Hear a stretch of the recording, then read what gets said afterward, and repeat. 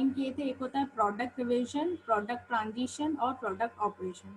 ठीक है, अब रिवीजन, प्रोडक्ट ट्रांजिशन और इनको बेसिकली ट्रायंगल मॉडल भी बोलते हैं। जो मैकॉल्स ने जो बनाया था उसे ट्रायंगल मॉडल भी बताते हैं, जैसे ये है। ठीक है, तो ये सॉफ्ट अब ये प्रोडक्ट ऑपरेशंस होते हैं। प्रोडक्ट ऑपरेशन में आते हैं आपके कौन कौन से factors, correctness, reliability, usability, integrity और एफिशिएंसी। हाँ, दो हो भी चुके। Please don't talk. Product revision में क्या होता है, मेंटेनेबिलिटी, फ्लेक्सिबिलिटी एंड टेस्टेबिलिटी।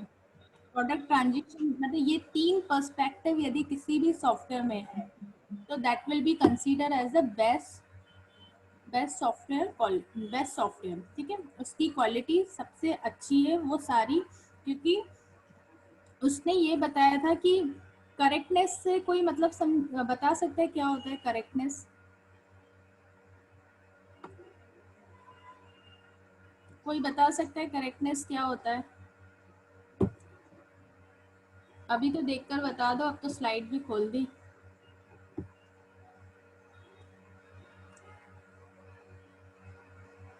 देखो, ये सारे जो पैरा फैक्टर्स बताए गए हैं अलग अलग पर्सपेक्टिव के अकॉर्डिंग, मैकॉल्स ने बताया था कि किसी भी सॉफ्टवेयर की क्वालिटी यदि मेजर करनी है तो उसमें प्रोडक्ट ऑपरेशंस होने चाहिए, ट्रांजिशंस होने चाहिए और रिविजन्स होने चाहिए। ठीक है, तो ऑपरेशंस में मेनली ये चार फैक्टर्स हर एक सॉफ्टवेयर में होने चाहिए यदि अपन प्रोडक्ट ऑपरेशंस की बात कर रहे हैं। ठीक है, क्योंकि देखो सॉफ्टवेयर मैंने बताया बन गया है, उसके बाद क्वालिटीज में सारे नॉन फंक्शनल रिक्वायरमेंट्स को अपन चेक करते हैं। फंक्शनल रिक्वायरमेंट्स मीन्स समझते हो ना दोनों में क्या डिफरेंस है, फंक्शनल एंड नॉन फंक्शनल में। फंक्शनल मतलब कि जैसे मैंने कैलकुलेटर बनाया, उसकी फंक्शनल रिक्वायरमेंट क्या है कि वो एडिशन कर सकता है, सब्सट्रैक्शन कर सकता है, मल्टीप्लिकेशन कर सकता है, डिवीजन कर सकता है। ठीक है, वो उसकी फंक्शनल रिक्वायरमेंट होती है, फंक्शनैलिटी वो परफॉर्म कर रहा है। अब उसमें क्या वो करेक्ट मतलब कि नॉन फंक्शनल की बात करें, क्या वो करेक्टिवली फंक्शनल कर रहा है कि नहीं, एफिशिएंटली कर रहा है कि नहीं। ठीक है, और रिलायबल है कि नहीं। ठीक है, अब करेक्टनेस के बात हो रही है कि सपोज करो मैंने कैलकुलेटर बना दिया, 2+3 मैंने उसमें फंक्शंस परफॉर्म किए, 2+3 दैट विल बी द 5, और उसने सपोज आंसर दे दिया 7, तो मतलब कि जो वो चाहता था वो परफॉर्म नहीं कर रहा है, तो that should be the corrective. तो कोई भी सॉफ्टवेयर की फंक्शनैलिटी को चेक करने के लिए, क्वालिटी को चेक करने के लिए किसी भी सॉफ्टवेयर की, you have to check the all these factors of any software. ठीक है, मैकॉल्स ने बताया था कि पहले सबसे पहले आप सॉफ्टवेयर डेवलप करने के बाद आप सबसे पहले ये चेक करो कि उसमें सारे प्रोडक्ट ऑपरेशंस फुलफिल हो रहे हैं कि नहीं। ठीक है, तो सबसे पहले आप चेक करोगे करेक्टनेस को, does it do what the customer want, क्या वही सारे स्पेसिफिकेशन वो फुलफिल कर रहा है कि नहीं। Reliability means what, the extent to which the system fails, और does it do accurately all of the time. ठीक है, मतलब उसकी सक्सेसफुल परफॉर्मेंस। रिलायबिलिटी, क्योंकि मैंने बताया था कि ऐसा नहीं हो कि मैं सॉफ्टवेयर में मैंने एक ऑनलाइन ट्रांजेक्शन कर रही थी किसी सॉफ्टवेयर के थ्रू और मेरे बैंक से या मेरे अकाउंट से पैसे डिडक्ट हो गए पर सामने नहीं गए, तो क्या मैं उस सॉफ्टवेयर पे अगेन रिलाय कर पाऊंगी? नहीं कर पाऊंगी। ठीक है, तो मतलब कि यदि प्रॉब्लम्स भी उसमें आ रही हैं तो ऐसा ना हो कि उसका इम्पैक्ट पड़ जाए। ठीक है, तो हमेशा रिलायबिलिटी चेक करते हैं कि वो सिस्टम आपका, आप जिस टाइम काम कर रहे थे वो फेल ना हो जाए। ठीक है, यदि कभी कभी अपन भी ऐसा नहीं फेल हो कि उस पर आगे काम ना कर पाए, यदि कुछ फेलियर्स भी आ जाए तो पूरी तरीके से वो सॉफ्टवेयर डम नहीं होना चाहिए, पूरी तरीके से स्टॉप नहीं होना चाहिए। ठीक है, तो that will be the reliability. ठीक है, next is efficiency, system resources. ठीक है, अब मैंने सॉफ्टवेयर बनाया था कि वो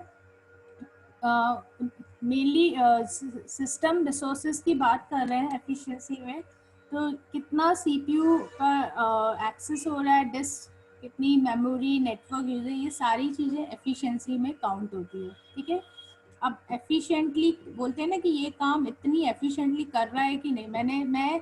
मैं सॉफ्टवेयर काय के लिए बना रही हूँ कि मेरा टाइम बचे।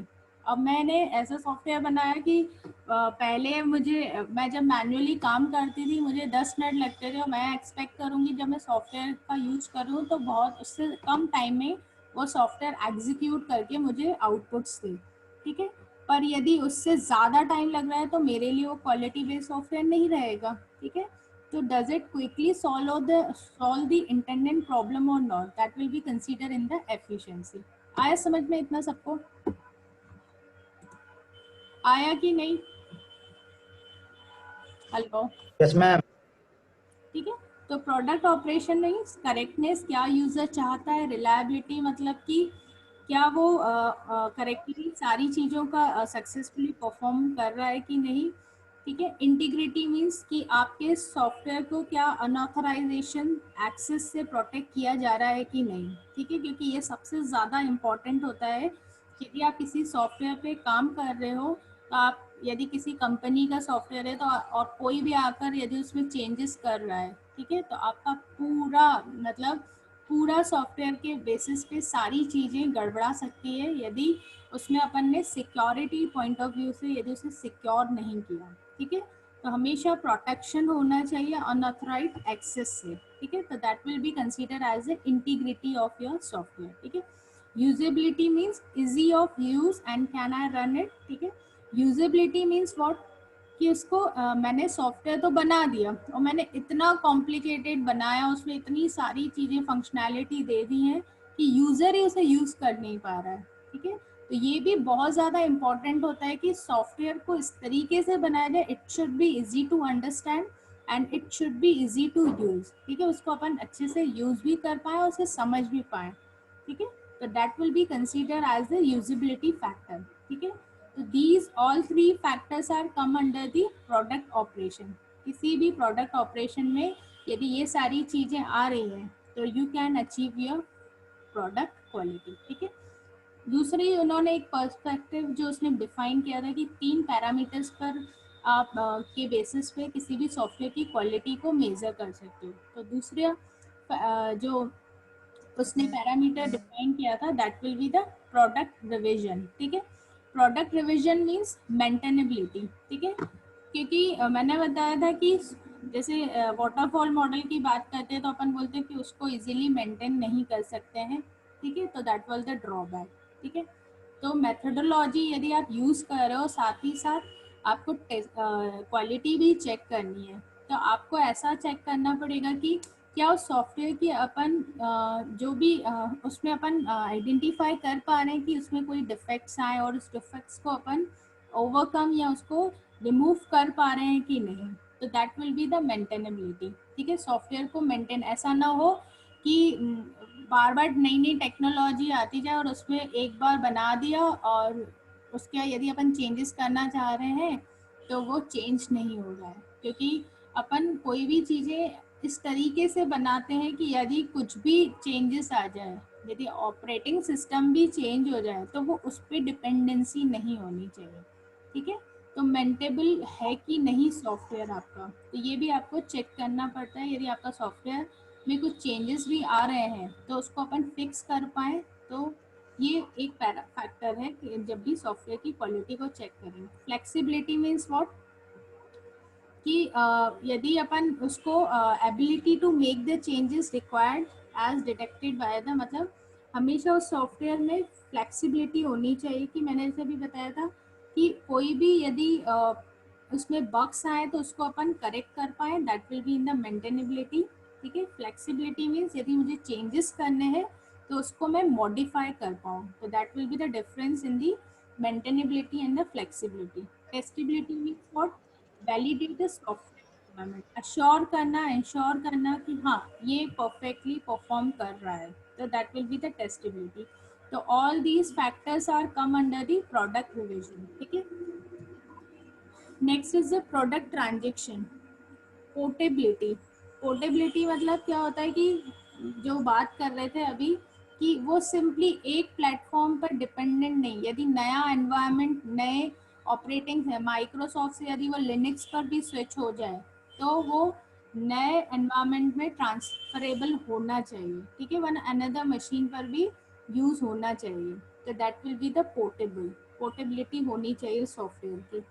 reusability, the ease of using the existing software components in the different context and can the part of it be reused। ठीक है, मतलब कि सपोज करो एक कंपोनेंट और ऐसा फंक्शन बनाया, ठीक है, तो अपन ये भी चेक करेंगे कि क्या इसी यदि उसी से रिलेटेड कोई सॉफ्टवेयर और बना रहे हो तो वो कंपोनेंट उस दूसरे सॉफ्टवेयर में भी रीयूज हो सके, तो that will be the reusability.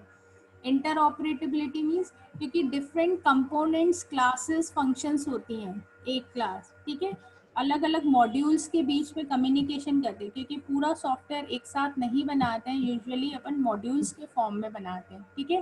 तो एक डेवलपर ने सपोज एक मॉड्यूल डेवलप किया, दूसरे डेवलपर ने दूसरा मॉड्यूल डेवलप किया, तो उनके बीच में इंटर ऑपरेटेबिलिटी होनी चाहिए, मतलब कपलिंग होनी चाहिए, प्रॉपरली फंक्शनैलिटी प्रोवाइड होनी चाहिए। यदि ये तीनों पर्सपेक्टिव यदि किसी भी सॉफ्टवेयर में फुलफिल हो रहे हैं on the basis of these 11 factors, then you can achieve your best software quality product. ठीक है, आया समझ में? इतना समझ में आया कि नहीं? ठीक है, तो मतलब yes factor ma'am. Yes ma'am. External view of the software. External view of the software means what, कि वो किस तरीके से यूजर को दिख रहा है। और क्राइटेरिया मीन्स इंटरनल व्यू। मैंने बताया था कि मैकॉल्स ने बेसिकली ये जो फैक्टर्स डिफाइन किए थे किसी भी सॉफ्टवेयर को मेजर करने के लिए, तो उसने यूजर पॉइंट ऑफ व्यू से बताया था और डेवलपर पॉइंट ऑफ व्यू से बताया था। ठीक है, तो फैक्टर्स जो यूज कर रहे हैं वो external view of the software, externally software जो कि यूजर देखेगा। ठीक है, कि यदि वो काम कर रहा है तो सॉफ्टवेयर को यूज़ कर रहा है तब वो देखेगा कि रिलायबल है कि नहीं, सिस्टम ख़राब तो नहीं हो गया। ठीक है, तो क्राइटेरियन मतलब जो इंटरनल व्यूज़ आ रहे हैं, पोर्टेबिलिटी में यदि करनी है, नए प्लेटफॉर्म पे जाना है, उसमें कुछ भी चेंजेस करने हैं, तो वो डेवलपर पॉइंट ऑफ व्यू से। तो दोनों फैक्टर्स जो मेनली जो भी क्वालिटी फैक्टर्स है ना वो मेनली इन्फ्लुएंस हो जाते हैं जितने भी क्राइटेरिया डिफाइन किए गए हैं डेवलपर ने। तो यही है कि क्या रिलेशनशिप है basically quality factors and quality criteria में। ठीक है, तो ये मैकॉल्स की क्वालिटी फैक्टर्स है। यदि मैकॉल्स मॉडल के बेसिस पे मैं बताऊं कि उसके कौन कौन से फैक्टर्स है जो अभी अपन ने डिस्कशन किए, operation, revision and transition, all three are the factors of the McCall's model. ठीक है, यूजुअली फैक्टर्स यही होते हैं जो उसकी कैरेक्टरिस्टिक्स को रिप्रेजेंट करें। तो ये सारे तीनों कैरेक्टरिस्टिक्स यदि किसी भी सॉफ्टवेयर में है तो that will be consider as the best software quality. ठीक है, उसकी सॉफ्टवेयर की क्वालिटी अपन मेजर कर सकते हैं इन पैरामीटर्स के बेसिस पे और उनके कैरेक्टरिस्टिक्स के बेसिस पे। ठीक है, और ये बेसिकली जो भी क्राइटेरियन होता है जो सॉफ्टवेयर क्वालिटी, देखो इसको मैकॉल्स फैक्टर ट्री भी बोलते हैं कि यदि क्वालिटी सॉफ्टवेयर बनाना है तो you have to achieve the all three parameters. In three parameters के अंदर अगेन 11 फैक्टर्स डिफाइन किए गए हैं। तो यदि जिस भी सॉफ्टवेयर के अंदर ये सारी चीज़ें अचीवेबल होंगी तो that will be consider as the quality software. ठीक है, आया समझ में इतना? देखो, अब जैसे ये क्वालिटी क्राइटेरिया डिसाइन किए गए हैं, ट्रेसिबिलिटी, कंप्लीटनेस, ठीक है, एंड कंसिस्टेंस। ठीक है, किसी भी सॉफ्टवेयर की अलग अलग क्राइटेरिया बताए गए हैं। तो ये यूजुअली यदि कंप्लीटनेस को मुझे चेक करना है तो मतलब मैं क्या चेक कर रही हूँ, उसकी करेक्टनेस, उसकी क्वालिटी फैक्टर को चेक कर रही हूँ। यदि आप ये एरो देख सकते हैं तो ये यूजुअली किसको बिलोंग करते हैं, इन क्वालिटी फैक्टर्स को।